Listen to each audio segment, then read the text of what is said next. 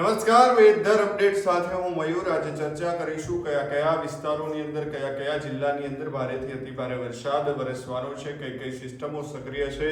કારણ કે છેલ્લા 2 કે 3 દિવસથી આપણે જોઈએ છીએ કે મધ્ય ગુજરાત અને ઉત્તર ગુજરાતના અનેક ભાગો છે ત્યાં ભારેથી અતિભારે વરસાદ વરસી રહ્યો છે.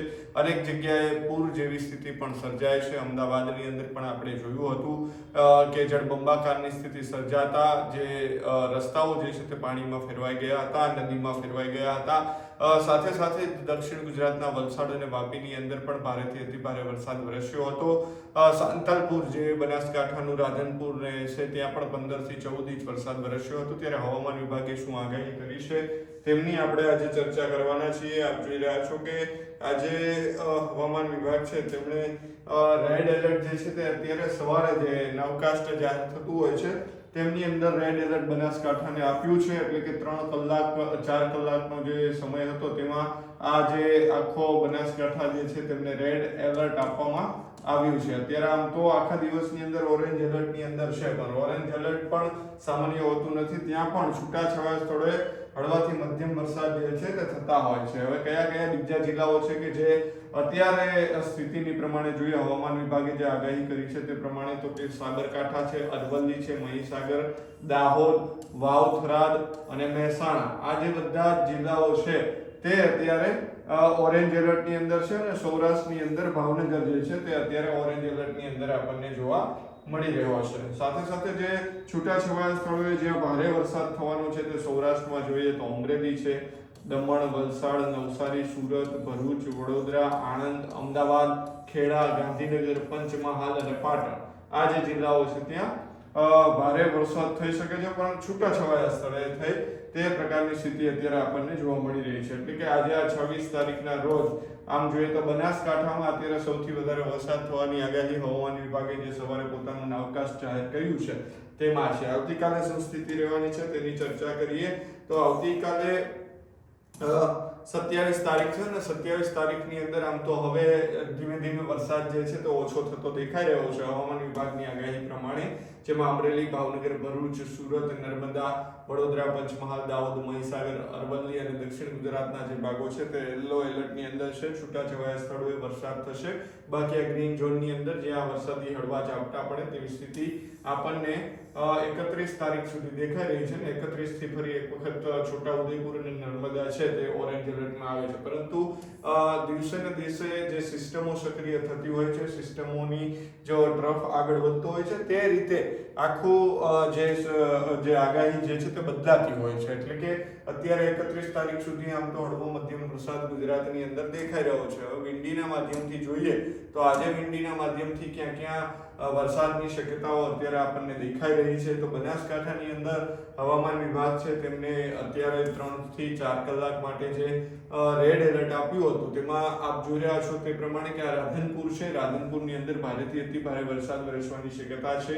સામી છે, પાટણ છે, મણિયારી છે, ડીડોર છે, સુઈગામ છે, ચારકણા છે, બેલા છે, આડેસર છે, રાપર છે, આ જે ભાગો છે ત્યાં રેડ એલર્ટ ઓલરેડી આપવામાં આવ્યું છે હવામાન વિભાગ દ્વારા. ઓરેન્જ એલર્ટની અંદર પણ તે જિલ્લો બનાસકાંઠા છે તે આવી રહ્યો છે. એટલે કે આ જે સિસ્ટમ અત્યારે આપણને દેખાઈ રહી છે ત્યાં ભારેથી અતિભારે વરસાદ વરસવાની શક્યતા અત્યારે આપણને લાગી રહી છે. સાથે સાથે મોરબી ઉપર પણ આ જે સર્કલ આપણને પિંક કલરનું જોવા મળી રહ્યું છે. એટલે કે મોરબીની અંદર પણ અને મોરબીના જે આજુબાજુનો જે ભાગ છે ત્યાં પણ ભારેથી અતિભારે વરસાદ વરસશે તેવી શક્યતાઓ અત્યારે આપણને દેખાઈ રહી છે. સાથે કચ્છની વાત કરીએ તો કચ્છના જે રાપરનો જે ભાગ છે ત્યાં પણ વરસાદ જે છે તે અત્યારે આપણને દેખાઈ રહ્યો છે. સૌરાષ્ટ્રના કયા કયા ભાગોમાં આજે વરસાદ વરસવાનો છે તેમની ચર્ચા કરીએ તો જામનગરની અંદર પણ વરસાદ દેખાઈ રહ્યો છે.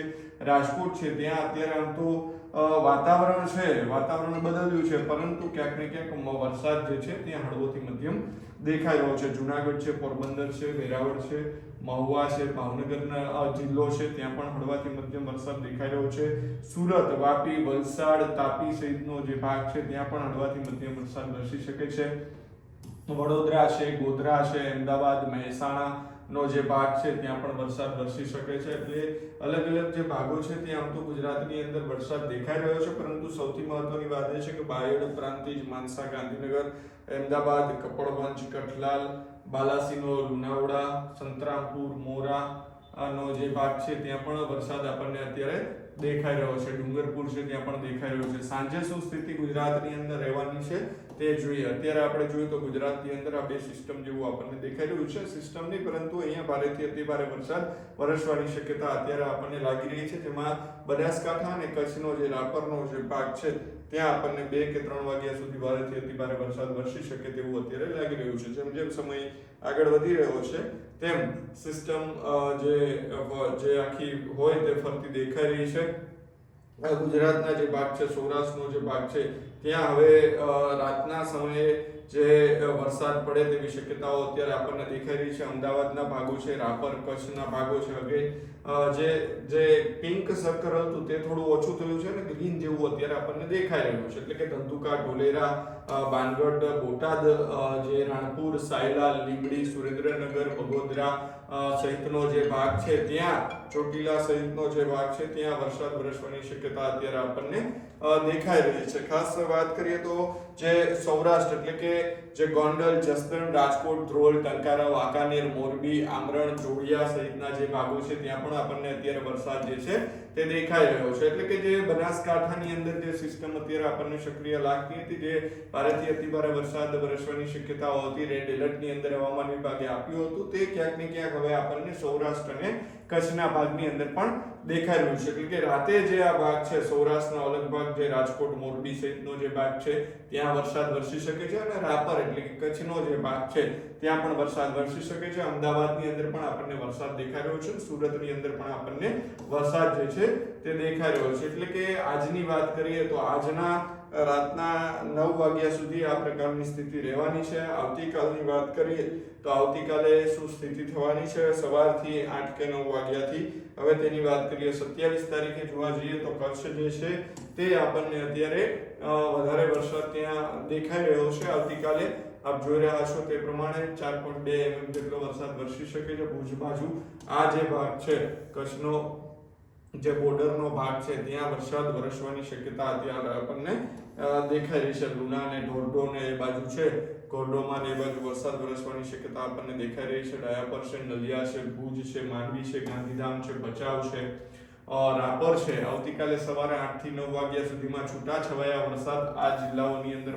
જે શહેરોની અંદર દેખાઈ રહ્યું છે. આવતીકાલે રાધનપુરની વાત કરીએ તો પાટણ, પાલનપુર, થરાદ એટલે કે બનાસકાંઠાના જે રાધનપુર, પાટણ છે ત્યાં કોઈ વરસાદી આપણને દેખાઈ નથી રહ્યો, ત્યાં કોરું ઝાકળ દેખાઈ રહ્યું છે. એટલે કે આવતીકાલે બનાસકાંઠામાં કદાચ શાંતિ વરસાદની હોઈ શકે, વરસાદ વિરામ લઈ શકે તેવી સ્થિતિ છે. થરાદની અંદર આવતીકાલે દેખાઈ રહ્યો છે. મહેસાણામાં પણ કે એટલો બધો વરસાદ આપણને લાગી નથી રહ્યો, પરંતુ વિરમગામ, ગાંધીનગર અને અમદાવાદ છે ત્યાં આવતીકાલે સવારે છૂટાછવાયા મધ્યમ વરસાદ મળશે. સાથે સાથે નડિયાદ છે ત્યાં પણ આપણને વરસાદ દેખાઈ રહ્યો છે. ખંભાતની અંદર દેખાઈ રહ્યો છે, સુરેન્દ્રનગરની અંદર દેખાઈ રહ્યો છે, ઢોલેરા છે, બોટાદ છે, ભાવનગર છે, પાલીતાણા છે, અહીંયા ભારે વરસાદ વરસી શકે તેવું અત્યારે આપણને આ દેખાઈ રહ્યું છે. જે ડોટ દેખાઈ રહ્યા છે તે પ્રમાણે પાલીતાણા છે, અલંગ છે, અમરેલી, રાજુલા, મહુવા, રાજકોટ અને ધારી અને જેતપુર, કાલાવડ, ઉપલેટા, જુનાગઢ, આ જે આખો ભાગ છે આપણને અત્યારે લાઇટ ગ્રીન જેવો દેખાઈ રહ્યો છે. તેમાં ક્યાંક હળવોથી મધ્યમ વરસાદ જે છે તે વરસી શકે છે. સૌરાષ્ટ્રના દરિયાકાંઠાની અંદર